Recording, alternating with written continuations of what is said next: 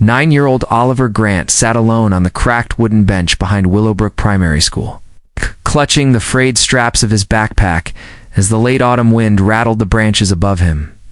He was quiet, too quiet for anyone to notice, too small to be taken seriously. Even his teachers often forgot to mark his attendance until the end of the day. But invisibility had its advantages. People spoke freely around him, assuming he was too timid or too unimportant to matter. And that was how Oliver discovered the truth. The trouble began 3 months earlier.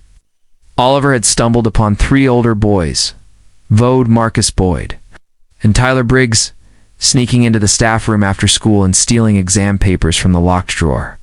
He had reported it immediately, breathlessly explaining everything to Mrs. Lanford, the vice principal. She smiled, patted his shoulder, and said, "Oliver, dear, you must be mistaken. Those boys are top students." He wasn't mistaken, but no one believed him. Not his teachers, not the principal, not even his own mother, who told him he was probably imagining things again. The boys found out he had told. They cornered him behind the bicycle shed, shoved him to the ground, and told him to keep his mouth shut if he didn't want bigger problems. For weeks they tormented him, pushing him during recess, hiding his notebooks, scribbling insults on his desk. And every time Oliver tried to tell a teacher, they brushed it off as childish exaggeration. So Oliver stopped trying. He stopped talking. He watched. He learned. And he waited. He paid attention to everything. The boys' movements, the gaps, in the teachers' routines, the old security cameras, the school's weak computer system. He even spent evenings at the town library, poring over books and online guides on digital tracking, computer logs, and investigative methods. Oliver realized he had something the older boys did not: patience and intellect paired with invisibility. One chilly evening, Oliver stayed late in his room, scribbling notes, creating diagrams, and timing every movement of the boys at school. He made a small, precise map of the entire school, noting every security camera, every key storage area, every hallway. He memorized it all. By mid-November, he was ready. On a Friday afternoon, when the boys were preparing to steal another set of test papers, Oliver slipped into the computer lab. He carried a tiny USB stick, which he had programmed himself after days of trial and error.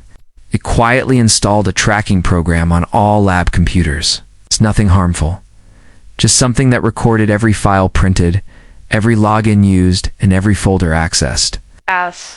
He even arranged for it to capture screen images every few minutes. Then he waited. That evening, Ethan, Marcus, and Tyler printed the stolen papers, thinking the lab was empty. Oliver's program recorded every detail: usernames, timestamps, even images of the boys' sneaky smirks as they worked. He had everything, but he didn't stop there. Oliver knew the boys had always taunted him because they thought he had no one to protect him, so he devised a cleverer part of the plan's psychological revenge. The next morning, he left subtle hints in the hallways and classrooms. Little notes saying things like, "I know what you did, and you're not as smart as you think."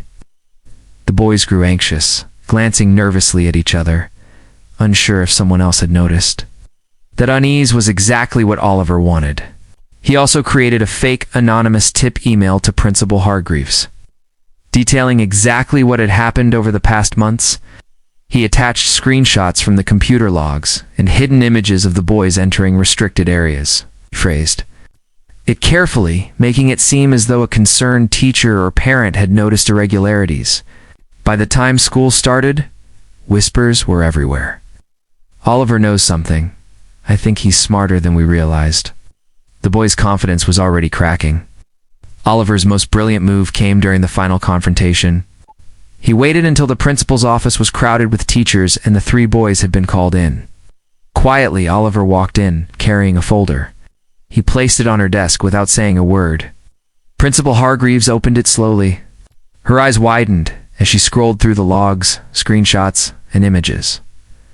Every proof was there: the thefts, the sneaky movements, the repeated threats to Oliver, everything. She called the boys to account. Ethan, Marcus, and Tyler tried to lie, but the evidence was irrefutable.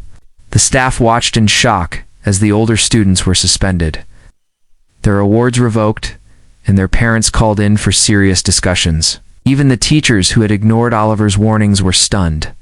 They apologized, fumbling with words as they realized how clever the invisible boy had been. Oliver didn't smile. He didn't boast. Simply nodded, his quiet brown eyes reflecting the calm of a storm finally unleashed. Had done what he had set out to do, not just punish the bullies, but make the adults understand that even a child nobody believed could see the truth. By the end of the week, Oliver's classmates whispered his name with awe. The same kids who had ignored him, laughed at him, and excluded him now treated him differently. But Oliver didn't crave attention. He had wanted respect, justice, and acknowledgement that he was more than a quiet, invisible child. And he had achieved it. As he walked home along the leaf-strewn streets lined with bare trees, a small secret smile tugged at the corner of his mouth. He knew the truth. Invisibility was powerful when combined with intelligence and patience. Nobody had believed him, but now everyone did. And Oliver Grant, the 9-year-old nobody believed, had his revenge.